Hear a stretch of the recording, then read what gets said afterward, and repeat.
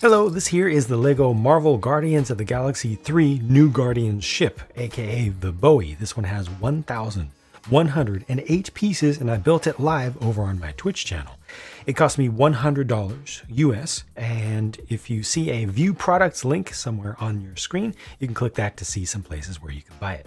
This set comes with 5 minifigures that we'll look at in closer detail later on, but with the minifigures here, you can see the scale and size of this and just get more of an idea of how it really presents. You know, it's not a particularly huge thing, and I think it doesn't even have as much visual presence as the Benatar did, which was a similar type of deal. The stand is included. The stand does not give you different options for how to pose it angle-wise by default, but you could build it just a little bit differently to get something different out of at least the major angle of this. This broad open space here is pretty impressive how it all goes together. These two rings are built almost identically, but there's a very nice, fairly efficient, but very nice, strong Technic core just around the edge, kind of like a cage around the edge of the main core fuselage. You can see some beautiful reflections off of the pearlescent or opalescent colors of the trans dark pink, I believe this is called, with the blue in it. So it kind of has that multi-chromatic, polychromatic sort of look, and that goes for right here. And also the thrusters at the 4 corners, as well as the little rings to the insides of them. And there are some stickers used for some of the details here, but most of the overall color blocking is brought to you by, thankfully, full builds, actual pieces. All around the ship, you'll see things that look like they should be able to be opened up in Lego form, and they can. Like this fin over here, this actually opens up. We'll see more of the reason for that later. Right now, I just want to give you a little bit of a high-level look. The canopy, of course, opens up. There's another thing down here that it opens at the base underneath, like a jaw there. And then on the rings, on either side of either one, you've got this, which just gives you some space to store something potentially in there, like a weapon, maybe a minifig accessory of some sort. And then you got that space here. Same thing over here once again. Same thing down here once again. Nothing around the back though. None of this actually opens up. This is fairly solid and contributes a lot to the structure. Well, I guess maybe the part all the way out at the end doesn't contribute to the structure, but just behind that contributes to the structure that holds these fairly long things together without them being just too dangerous to swoosh about. The whole thing can be swished, thankfully, and you can either grab it kind of with a wide grab here, getting fingers underneath, and then it has actually pretty nice balance from holding it right in this spot. It has some notes of the Orville.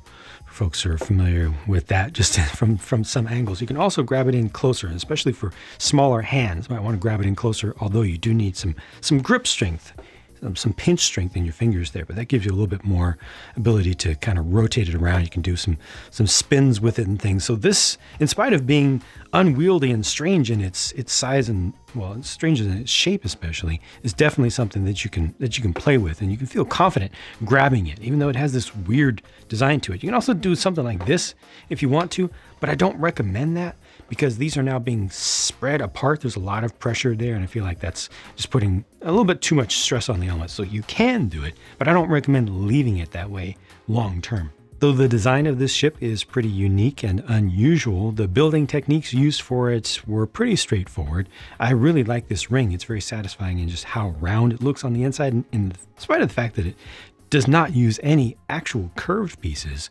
all throughout here, but it does use these non-moving elbow or knee joint pieces that are relatively recent for the lower end mechs to form the outer shape, rather than using the plates that they had been using for a lot of purposes similar to that. You can change the angles of these thrusters around here. That does not help with the landing mode, the alternate landing mode that I showed you there a minute ago. But it's just something that you can do to customize the look a little bit. And again, there's a closer look at that very nice, relatively new color to be added.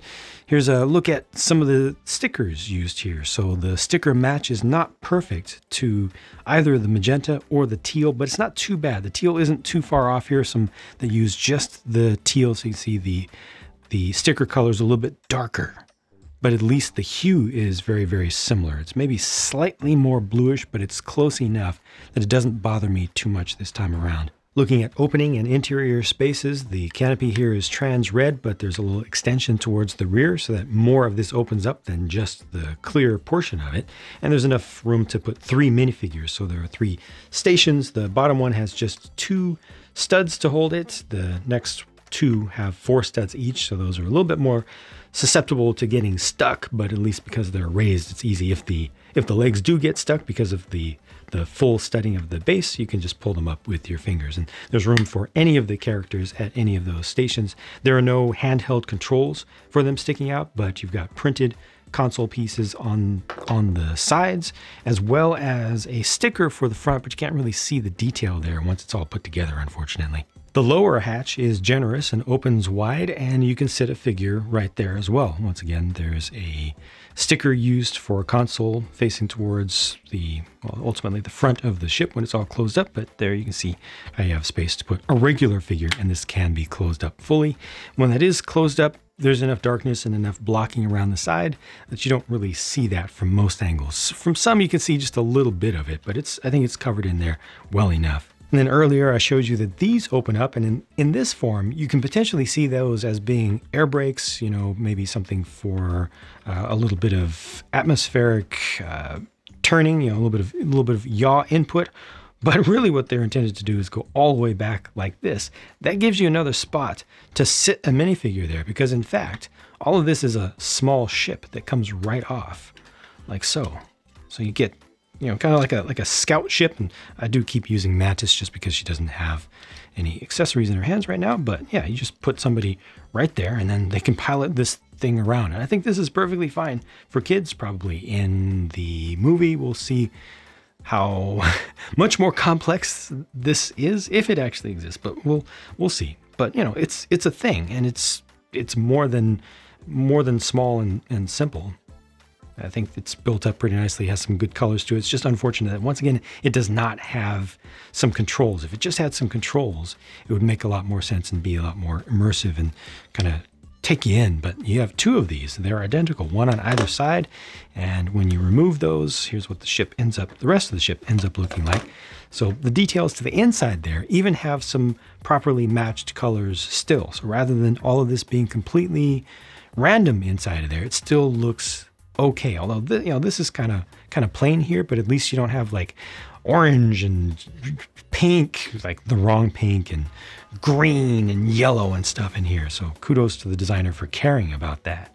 Pretty much takes care of the major features, but I just wanted to give you one more look at this at possibly a lower angle for folks who might want to display it, a little bit up high on a shelf. I think it looks best if you're not looking at it straight on. This way, looking up at it just a little bit allows you to see a little bit more of I'd say just the majesty of its shape. It's interesting. Here, I actually really don't like seeing the Technic holes on these bricks here. For some reason, usually that doesn't bother me at all, but from the side here, it really detracts. But that's a total nitpick. But views like this look really, really good to me.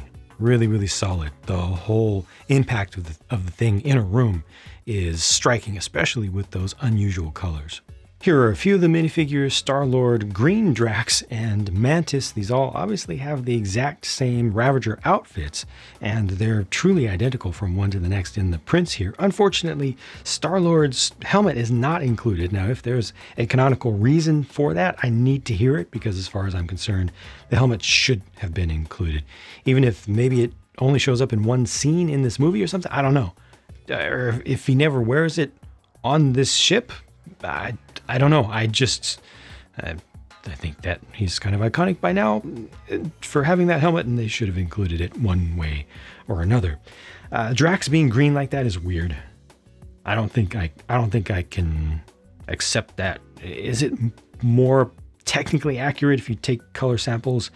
I kind of don't think so, but even if it is, I still don't like it as much. It's too dark and too saturated. Underneath here, there, alternate faces. For the 2 that can have them. And then here are the other 2. Nebula with her silver arm, same prints through the torso, hip, and leg pieces though. And Adam Warlock, who's new to the live action franchise and also new to Lego.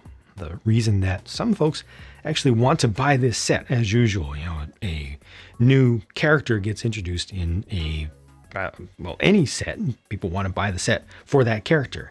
And to you, to all of you, I know there are many of you, I say again and again, please consider not buying an expensive set that you don't want if you don't want the whole set and you just want the figure. Instead, just buy the figure. Wait a little while for demand for the set to die down a bit, then go to Bricklink and buy just the figure and save yourself, like, I don't know, $100 or more. Too many people think that you have to buy, or think that Lego is tricking us into buying something super expensive to get the one figure.